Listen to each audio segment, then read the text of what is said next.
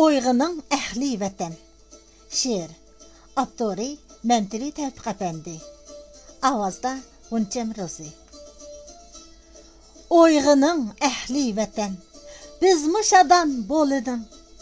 İlmu irpan yolu üçün əmdi qurban bolinin. Neçə yıllar uxluduq. Kündüz idi qaranğuluq. İçilib irpan yolu qaranğuluq boldi yoruq. Ey vətən əvladı, əmdi uyqudan közünü aç.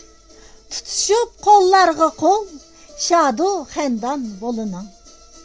İlmu irpan nuri al, milletin başıge saç.